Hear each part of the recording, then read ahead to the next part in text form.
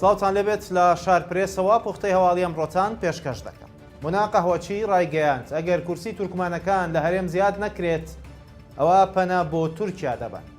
حزبە سیاسیە تورکمانەکانی هەرێمی کوردستان داوا دەکەن کورسیەکانیان لە پەرلەمانی کوردستان لە 5 کورسیەوە بۆ 10 کورسی زیاد بکرێت، ئەگەر نا پەنا بۆ وڵاتێکی دراوسێ دەبن بۆ فشارکردن لە هەرێمی کوردستان.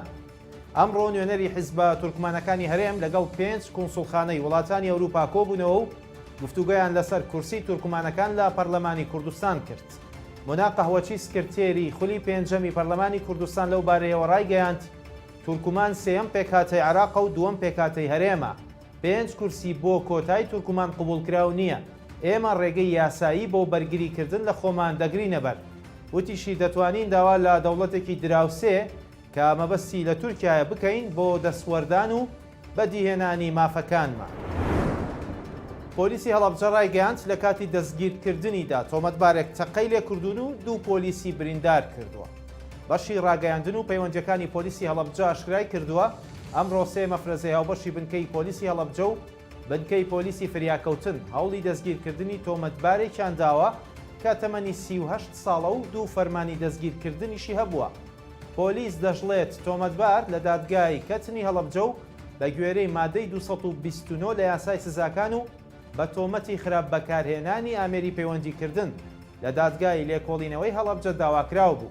لە کاتی بەجێهێنانی ئەرکەکانی پۆلیس بۆ دەستگیرکردنی لەلایەن داواکراوەوە بە چەکی جۆری کلاشینکۆف تەقە لە مەفرەزەکانی پۆلیس کراوە.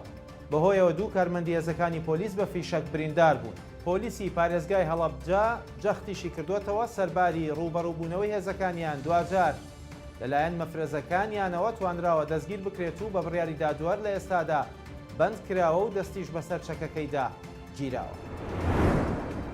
دەستەی دەروازە سنووریەکانی عێراق ڕایگەیاند لە بەندەری ئۆم قەسر ڕێگریان لە هاوردەکردنی 141 ئۆتۆمبیلی خوارمۆدێل ناسراو بە مەلیکە کردو.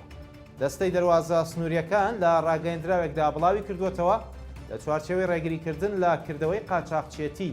بەڕێوەبەرەتی بەندەری ئۆم قەسری باکوور بە هاوکاری لەگەڵ سەنتەری گومرگ توانیویانە دەست بەسەر 27 کۆنتێنەردا بگرن کە 141 ئۆتۆمبیلی هەڵوەشاوی خوارمۆدێلیان تێدا بووە.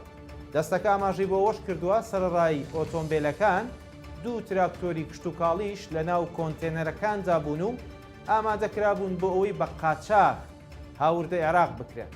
لە عێراق و هەرێمی کوردستان هەزاران ئۆتۆمبیلی خوارمۆدێل ناسراو بە مەلیکە هەیە و تاوەکو ئێستا چارەنووسیان یەکلایی نەکراوەتەوە. نە بە یەکجاری قەدەغە دەکرێن و دەستیان بەسەردا دەگیرێت، نا بە فەرمیش تۆمار دەکرێت.